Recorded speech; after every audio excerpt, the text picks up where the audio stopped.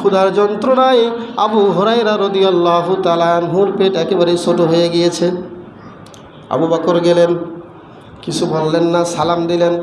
আবু বকর সালামের জবাব নিলেন, আবু হুরায়রাকে কিছুই বললেন না। ওমর গেলেন রাস্তা দিয়ে, ওমরকে সালাম দিলেন। মনে করেছিলেন ওমর আবু বকর আমার ক্ষুধার ব্যথা বুঝতে পারবেন, হয়তো বা আমাকে একটু খাবারের ব্যবস্থা করে দিবেন। কিন্তু আবু বকর গেলেন, ওমর গেলেন, কেউ ক্ষুধার খোঁজ নিলেন না। তৃতীয় ব্যক্তি বিশ্বনবী বের হলেন।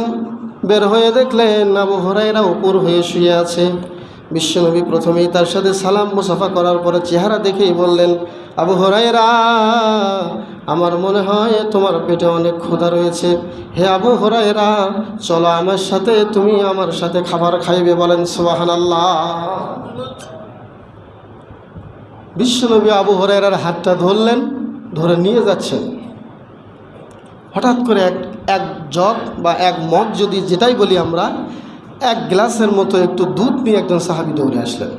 বিশ্বনবী যে আবু হুরায়রাকে নিয়ে যাচ্ছেন তার বাড়িতে, আসলে সত্যিকারের রাসূলের বাড়িতেও খাবারের কিছু নাই, অথচ নিয়ত করে বের হয়েছেন আবু হুরায়রাকে উনি কিছু খাওয়াবেন। দেখেন মুআজিজাটা কোথায়, আমি এটা বের করব। যাওয়ার পথে যখনই একজন এক গ্লাস দুধ নিয়ে আসলেন, আবু হুরায়রাকে বললেন, হে আবু হুরায়রা, তুমি যাও, এই গ্লাসের দুধটুকু নিয়ে ওই যে আমার আহলুস সুফা আরও 70 জন সাহাবী আছে তাদের কাছে যাও। আবু হুরায়রাকে বিশ্বনবী, আহলুস সুফা মানে তারাও গরিব সাহাবী, তাদের অর্থ সম্পদ নাই, তারা আল্লাহর নবীর খেদমত করে ওখানেই থাকেন। আবু হুরায়রা সেখানে গেলেন, যাওয়ার পরে বিশ্বনবীও গেলেন। যাওয়ার পরে বিশ্বনবী মুখে নিয়ে গ্লাসটাতে একটু ফু দিলেন, শুধু ফু। কি বললেন আল্লাহ জানেন, উনিই জানেন। ফু দিয়ে গ্লাসটাকে আবু হুরায়রার হাতে বিশ্বনবী দিলেন। 70 জন আহলুস সুফা বসা আছে লাইন ধরে। আবু হুরায়রাকে বিশ্বনবী বললেন, আবু হুরায়রা, এবার বিসমিল্লাহ বলে তুমি দাও, শুরু করে দাও। আবু হুরায়রা বলছে, ইয়া রাসূলুল্লাহ, ইয়া হাবিবাল্লাহ, এক গ্লাস দুধ তো এক গ্লাস, সাহাবী তো 71 জন, আপনি সহ 72 জন। বিশ্বনবী বলছে, তুমি শুরু করে দাও, প্রথম যে আছে তাকে দিতে শুরু করো।